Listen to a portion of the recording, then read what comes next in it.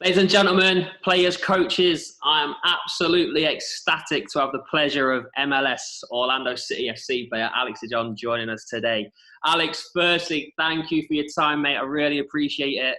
I've been very excited to dive into your career and pathway to give the players, parents, coaches more of an idea what it's like at the very top and what it takes. Alex, please tell us about yourself, your playing career so far. Countries you've played in, where you started your professional career. Yeah, so always nice to give back and allow the kids and parents or whoever's going to watch to hear my story. It's maybe a bit different than, somebody else's pathway because no pathway is the same. But yeah, so I started my career. I played college at Old Dominion University. And after that, I got drafted to New England Revolution during the MLS draft. And unfortunately, didn't wind up signing a contract with them. So wound up going overseas. I got my agent to get me overseas to Finland, a third division in Finland. Second division, but it's a third league. And played there for a year. We actually won the league. And during that time, I had one of my coaches was an affiliate with another coach at a top division in Finland. So I went back and forth training with the top league in Finland and top league team in Finland. And then the next year they signed me. So I played with them in 2012, I think it was, or 2011, 1 year for the top league in Finland. And after that, I had a scout, I guess, at one of the games come scout me and wound up signing a 2-year contract in Norway, in the top league in Norway for a team called IK Start. And it definitely was a jump in level. And it took you, it's weird because every step in your career, every league you play in is different. No one league is going to be the same as some other league. So, my first year in Finland, it was good and pretty technical. The next year was even faster paced and more technical. And then now in Norway, it was definitely faster paced and more technical. So you got to develop your abilities quick. And coming out of college, I was always pretty big, strong, and fast, but never super, super technical. Right. So I had to develop every single year and get faster and faster and really concentrate in training and train on everything that I needed to improve on.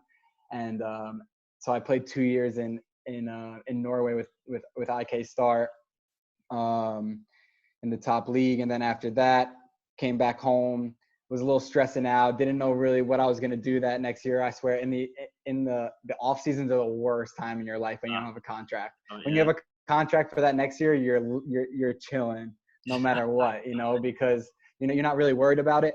And now that I didn't have a contract, I was like, where am I going to play? What's going to come? So it was getting a little late into the preseason, into the off season, maybe January, went into February. And usually during that time is when you'll start to sign contracts, maybe early January, late January, but it was getting into February. So I got an offer from a team in Sweden called Dalkurd FF. It was like, it wasn't the top league. It was the second league in Sweden. And they wound up, it was the fastest team ever to climb the ranks. They started maybe in 2002, and in 10 years they got promoted to the second division in called Superettan in Sweden. Yeah. And they were a favorite to win the league and get promoted. So obviously that was something I was very interested in. Absolutely, yeah. And wound up going there, signing the contract for a year plus a year option if we got promoted. We wound up winning the league, which was probably the best feeling of all time. I feel like it's every footballer's goal is to win the league of anything, so it was definitely a special feeling. And then they got promoted to the top league in Sweden, and then played in Sweden for that 2018 year in the top league, played pretty well, played a lot of games, and then finally made the move back to the States and signed with Orlando City last year. So this will be my second year with Orlando City. Mate, that's brilliant. That's obviously you've traveled a lot. You've seen different cultures. You've played in different countries. You've described how technically you had to work so hard on that. So I'm only guessing what got you to that level to start with is probably your hard work, your dedication, your drive to succeed in the pro game as what a lot of young lads, young ladies would love to be full-time, and that's pro soccer. So For sure. Mate, that's very fresh to hear. We love hearing these because, as I've mentioned in previous interviews and to my players all the time, that's a controllable. You're in control of that, how hard you work, how much you want it. Sure. Mate, I'm gonna have to ask you, what was that feeling like when you got home and you heard Alex, Orlando City FC want to sign you? Yeah. What did you do? It was, I remember, it was weird because I actually just got that year. I've been working pretty hard to get my Italian citizenship. So I actually got my Italian citizenship that year, and I was like, I want to stay overseas. I want to play somewhere in Europe. And I remember before I flew home to come back from Sweden, I had a missed call on my phone, but it wasn't. It was from an unknown number, but it said New York City FC next to it. So I was like, that's weird. And so I called the number back, and he left me a message. I called the number back, and I was talking to New York City FC for a little bit, and they were interested and wanted to sign a deal. And I was like, okay, I wouldn't mind coming back to the States, especially in New York, close to my family. And so we were in talks, and it's weird how the MLS works. The MLS has like they have to put in a claim for you if you're not part of the league.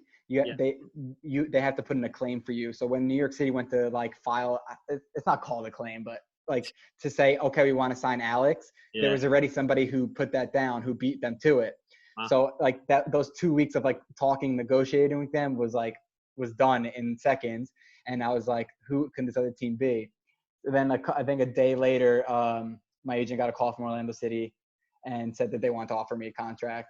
And I was like, wow, okay. Like, and it happened so quickly because I was so cool. Like, to go back to New York would be awesome, to be close to home and family. Then now go down to Orlando, and I was excited either opportunity, and I'm so happy here in Orlando. But it was just like, especially with my wife, who I've did 6 years overseas, like 6 years long distance overseas with. It was so nice to just be able to come home, move down to Orlando together, and start our lives. So it was so nice to hear that and to get down here to Orlando. That's amazing, mate. That's amazing. So moving on, you've obviously played with a lot of very talented players. I'm sure you've had idols growing up. Sure. If you had to pick a five-a-side, your dream five-a-side team, who would be in it? You don't have to have a keeper. You can have whoever you want. If you want to pick yourself, mate, you can. We need a keeper. So I'm gonna go with Buffon. I'm gonna go with Gigi. He's always. I feel like in a five-a-side game, you need to have a technical keeper. You need to have a keeper who you can pass to and play. So I'm gonna go with Gigi. I'll go with one defender because I feel like that's all I'm gonna need with Van Dijk. Yeah, can't go wrong. You literally can't go wrong with Van Dijk. He'll sweep everything up. Yeah. And then I'm gonna go with. I'll go Ronaldinho. Master. I guess you can't really go wrong. Was he one of your idols growing up? Yeah, I just love to watch him play. Honestly, I think it's fun. It's weird. One of my biggest idols was Cannavaro. Yeah. And then I fell in love with Vincent Kompany. And then now I can't hate on Van Dijk. You gotta give love where it's due, and he's unbelievable. So yeah. And then I'm gonna go with Messi as another midfielder. Messi, yeah. Midfielders, attacker. You can't go wrong with Messi. Who wouldn't want to in a five-a-side? You see some of these clips of him in Barcelona playing five-a-side against them who are world class, and it's just like stand out to everybody else. Disgusting, man. What he can do with his feet is disgusting. I know. I don't know how it's human. Mate, how would you feel defending against him? That's what I got to ask. What would you do? Close your eyes and hope? Yeah, I mean, you see these guys who are world class defenders and they can't stop them. So I don't know what I'd even do. I just feel like I'd be so starstruck at the time. I'd be like just staring at him. Yeah. What to do? I think, and my last guy. No, I guess what's that, 3? Or 4? You got 4. You got Buffon, Van Dijk, Messi, and Ronaldinho. To be fair, so one more. I'm gonna go with Ronaldo. Ronaldo. Yeah. Ronaldo. Which Ronaldo? Big boy Cristiano. Ronaldo. Nah, Cristiano. I just feel like it's been such like a privilege to watch him and Messi play. In the same generation with all the good players we have now. Wow. Wow. Could you imagine what that would be like on the same team? Never. Yeah, I know. No chance, dude. You're not scoring on Gigi. You got Van Dijk to sweep him up. You got Ronaldinho, Messi in the midfield, and you got Ronaldo up top. You'd fancy your chances of winning any game with them boys. Any game. Wow. Alex, mate, you're from Marlboro, New Jersey. So many of us are familiar with that area. Tell us about your youth soccer memories, travel, club, high school, whatever. Give me some. Yeah, I mean, I feel like it's changed so much now since I was a youth with like all the high school soccer you can't play. I guess the development academies are no more, and more. I think MLS is trying to start like trickling down to like the youth leagues. Yeah, And that's things right. like that. Yeah, the DA changing into the MLS. Yeah. Yeah, so travel soccer was big for me because I had such good friends playing it. Honestly, I think that's like a reason that, not the only reason, but a big reason why I stuck with it for so long was just because of how good my friends were. I played for Marlboro growing up, and then I went on to play for Howell because they were the best team in pretty close area to me, and like we were really good. Won a state cup, regional finals. And then I went to PDA as I got a bit older and started take soccer more seriously. How old were you, mate, when you went to PDA? What was your age when you made the switch? Not super. I would say probably 1 year before I went to college. Oh, okay. 2 years, 2 years before I went to college. Right. They were good, and I obviously started taking it more seriously. Because I played all sports growing up, to be honest. I played basketball, I played baseball, I played soccer, I played football, American football. And so I went to PDA and was there for 2 years. Plus I would come home in the summer from college and play with them in the off season while we were home for that summer break. They have leagues and stuff like that, U23s and stuff. Play with Red Bull, I played with Red Bull's U23 for a year before my senior year of college. But I think my favorite time also was high school soccer. I just loved to go out, school's over, just go out and play in front of your friends who would all come out and watch the games with your friends who were all from your school. I feel like that's such a cool time. And we had a really, really competitive league. We had a really competitive group, like that whole Marlboro, Freehold, Manalapan, Howell. They were all so good. So it was very competitive and pretty cool. Yeah. That's brilliant, mate. That's really good. When did you realize, you know what, I'm actually pretty decent at soccer. I could do this for a living. Was it when you went to PDA, or was it when you were in your? I mean, I made the state team. I played for the regional team. When I was in high school, I've traveled to Germany, Italy, South Africa. Costa Rica with the regional team and played in tournaments. So I was always decent and good. And I don't know, as I got older, I just feel like, obviously as a kid, you're like, oh, I always want to be a professional athlete. I want to be professional at this or that. So for me, it was soccer, because I said I had such good friends and stuff like that playing. And I think when I got to college and we started playing in college, it became more real. I started my freshman year, and I just felt like it became more real. So I really focused and it just happened. Yeah, that's brilliant, mate. That's brilliant. So you're a big mean centre back. You're a big mean centre. You're a big mean centre back. But you've managed to get yourself on the score sheet a few times. Can you remember your first ever pro goal and what it meant to you? What was that feeling? Yeah, I feel like I'm pretty good at heading. I can jump pretty high and I have good timing. My first goal came my first year when I played for EIF in Finland in the second division, and it was just like, it felt good. I felt good, to be honest. And then I think my favorite goal though was probably when I scored in Norway. We actually, if you're not really familiar, I'm sure you are, but they have relegation promotion in those leagues in Europe, and our team was actually fighting to not get to not go down in the league. Right. And it was I guess there's a playoff team. The last two place teams get relegated, and the third to last play a playoff with the third team in the second league. And we wound up tying 1-1 away, and then we played at home and we were winning 2-1 with maybe 10 minutes left, and your backs are against the wall at that time, and like we were defending a corner. I don't know how this happened, but we were defending a corner, and I got up and I headed the ball away. And as soon as I headed the ball away, I realized that they had like one guy back there, and I just saw a counterattack coming. So I just took off. I literally took off from our 18-yard box all the way into the other 18-yard box. And one kid dribbled and passed me the ball. And I just took a touch of my left and then slotted it. And we wound up winning 3-1. But the stadium erupted. Like everybody jumped on me. It was probably the best feeling I've had as a football player, to be honest. It was unbelievable. Yeah, that's amazing. I was going to ask you what was your celebration, but I guess you was. I just ran and slid into our bench, and everybody just came and piled on top of me. It was wild, honestly. That's brilliant. That's brilliant. That's amazing. Especially for me, not being able to feel that. I mean, strikers, they feel that all the time because they're always scoring goals. As a center back, you maybe get 2, 3, 4 maybe goals a year if you're lucky. So like that was a big one for me, and I liked it.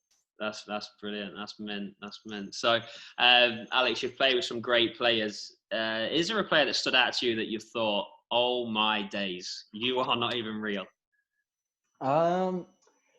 If you want to say yourself, you can do. No, I was never the best on my team growing up, honestly. I felt like I was always not overlooked, but like I was always good, but not probably the best or whoever received the most credit on the team, But I just felt like it's hard to say. Like growing up, I played with some really good players. None who are actually still playing. Maybe 1 or 2 are actually still playing right now. But it's so weird because some players who are amazing when they're super young don't wind up being the best players when they're older. So, I mean, I played with a bunch of good players. It's really hard to say like one that really stuck out, honestly. Yeah. All right, mate. So I'll crack on with this next question then. So Orlando City, it's seen some amazing players there. Kaka, Nani. Mm-hmm. What a privilege that is to play with Lewis Nani. He's won the Premier League. He's won the Champions League, Euro 2016. Teammates with Ronaldo. Good friends with Ronaldo. Yeah. How valuable is that to you to be a teammate of his? Yeah, it's I feel like the best thing you could do is listen and learn from a guy like him who has, like you just stated, he has so much experience winning and just like in playing games of who he's played with, where he's been as a player, who's managed him, So he has just a lot of insight into the game, and we have conversations, and he's super super insightful. Easy guy to talk to. He'll always tell you, what he thinks, and you just got to take it and go with it because he's of, like I said, his experience. So to have him as a teammate and to look at maybe him sometimes when things aren't going great, you look for him for advice. I remember last year, our first game against New York City, we tied 2-2. And then our next game, we played away at Chicago. We wound up tying 1-1, and we led a goal in the 90th minute. And then we came home, lost at home 3-1, and then we were on the road to New York to the Red Bulls. And before the game, he had a team meeting with us and just, sat us down, talked to us, motivated us, got us going. Wound up going to beat Red Bull away 1-0, who I think finalists or semifinalists last year in the league. So it was a pretty big win for us away. And you just got to you look at him and you're just like, this guy has been one of the greatest players in football in the past 2 decades, and so you just gotta honestly just listen to what he says. No, that's amazing hearing them stories, and it's just so nice to hear as well that these boys that have competed at the top level, that have won trophies that only young players, professional can dream of. Yeah. And he's there calling his teammates in for a meeting, and you probably sat in that meeting thinking, I'm not only going to win this game, I'm going to take on the world today. Yeah, for somebody sure. Like that's what you think. Sure, somebody like that is probably or definitely so influential to even senior players, young players. Oh, for sure. Coaches. Everybody in the team. In the organization, I would say. Absolutely. They look at him here in Orlando, and they expect a lot from him. You know, they bring him in a high profile player, Yeah. bring in fans and produce, and he does that, and he's a good teammate and good for the locker room. That's brilliant. That's brilliant.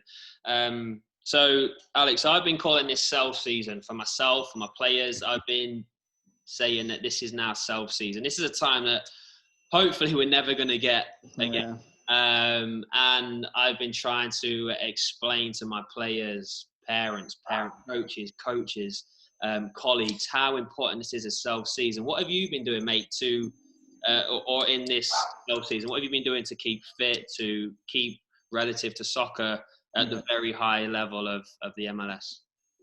Yeah, it's been tough for everybody. It's a weird time for everybody. I remember we were getting ready we had a game on that Saturday, and I think Friday they called the season off, and it's like, it just kind of hits you like, wow, you know, especially for somebody who, you know, I love to compete, I love to play, I love to win. So to get that taken away from you, it's like, damn, you know. But yeah, like you say, it's an important time because, you know, you don't want to waste it. Sure. You know, there's plenty you can do to stay fit, to develop your game, to get better. And for me, I think it tells who you are, as what kind of character you have as an individual, professional, young player, to get out there and work in a time like this when, you know, there's no sight on when you're going to get back to the normal and to go back out and play. I think that was the hardest part for me and the guys on the team was, you know, when are we going to be able to go out? So, I mean, our coaches have given us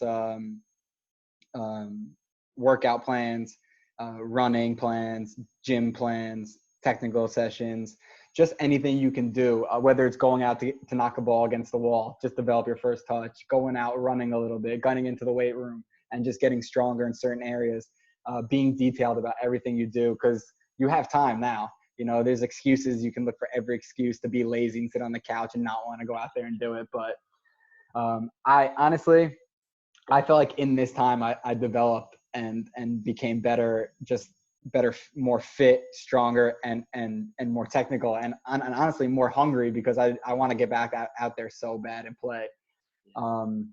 It's just hard to balance it out a little bit because you want to also take some time to rest, but you want to take some time to get your game better. So you got to find that balance. And I think a lot of it has to do with your mentality. Yeah, absolutely. Yeah. Again, we can relate that back to hard work, dedication, controllable. You're in control. Sure. Yourself, Alex, that's a very successful professional. You're doing what possibly every youth player's doing within you're doing what you can. You're getting out there. You're, like you say, you're working on your fitness, your strength, your own technical ability, your own first touch, or whatever you're doing.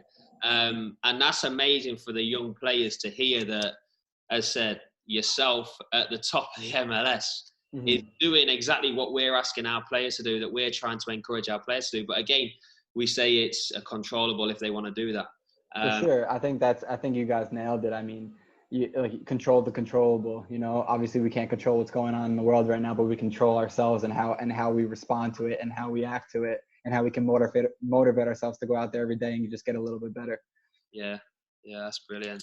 So, Alex, you've been very fortunate enough yourself to play pro, to play college and in Europe. What advice could you give to those youngsters that are trying to step up to that next level, even if it is travel, club, high school varsity, pro, college, whatever? Like, what could you give? What advice could you give for those players to guide them in the right direction, kind of thing, to make that dream come true? Yeah, I feel like we've been talking about it, just like that hard work, dedication, no matter what it is or how bad you want it or where you want to go with it, whether it's you just want to go, maybe it'll get you to college or just go to have some fun. You know, you got to get out there and you got to practice. I think the biggest thing I regret growing up was how hard I trained. Looking back now, I wish that I took it seriously for those key years of my life. And you know, I'm fortunate enough, like you said, to be pro and be here, but I just think to myself, maybe if I worked a little bit harder here, where can I be better than this, you know? Or, you know, you want to get out there and play every game, you want to get out there and show every game. So it's like you want to work hard, and I think working hard, dedication, training hard, I think those are the most important things for young athletes, no matter what it is. Yeah, that's brilliant. It's so refreshing for everybody to hear. We keep talking about it, but a lot of successful players, you look back at their career and you think, and you ask them, how did you do it? How did you get successful? And every time they talk about this, they say, I wanted it. I worked hard. I was doing 15 minutes after every session. I stayed with my guardian after the practicing. We worked on shooting, or I worked on my defensive technique, or I worked on aerial control, or I tried to make my weaknesses my strengths, and I tried to make my strengths my superior strengths. And as said, whatever level you find yourself at, that those successful players, whether it's high school, varsity, college, pro, English pro, American pro, Finnish pro, wherever you're playing, it all relates down to how hard are you going to work to get it. We always hear, I want to be pro, I want to be pro, but how bad do you really want it? Correct. I've gained an amazing quote from a close friend of mine and an amazing coach, that don't wish to be better, be better. Yeah. And what are your thoughts on that quote there? Don't wish to be better, be better. What are your thoughts on that, mate? What do you reckon? Yeah, I think that's great. You got to go out there and do it. You can talk, but the only way you're going to really do it is if you go out there and do it. And I think that I feel like we stress a lot in the pro level, and no matter what league you're playing in, no matter if you're playing in high school, no matter if you're playing in college, no matter if you're playing pro, mentality is your number one biggest strength. You have ups, you have downs. I've had ups and downs in my whole career, playing, not playing, on the bench, not in the 18, starting. It's a flow, and it happens to the best of us. So I just think that being mentally tough is the number one thing for all athletes. Yeah, I totally agree. So, Alex, mate, it's been absolutely amazing talking to you, hearing your stories, gaining knowledge about yourself, about your career, you giving advice and knowledge to our young players, not even players, our parents that are listening, our parent coaches that are listening. It's come from an MLS player that, as I said, we're all familiar where you're from, Marlboro, New Jersey. So it shows if you can do it, with no disrespect, anybody can do it. You're a Marlboro kid. You told us that you played travel, you stepped up to PDA, you played high school, you played college, and as said, that's brilliant to hear your stories from yourself. That's got you to that level. So I said, mate, I thank you so much that you've joined us today. It's been brilliant. Of course. I wish you all the best of the luck for when the MLS starts again. I was fortunate enough to see one of your games at Orlando, so hopefully I can watch another one of your games. Anytime, come down. Brilliant, my man. Love it. All right, well, thank you very much, Alex. Stay safe. Thanks, and we'll see you soon. Thank you. Yep, stay safe. See you later. Thank you.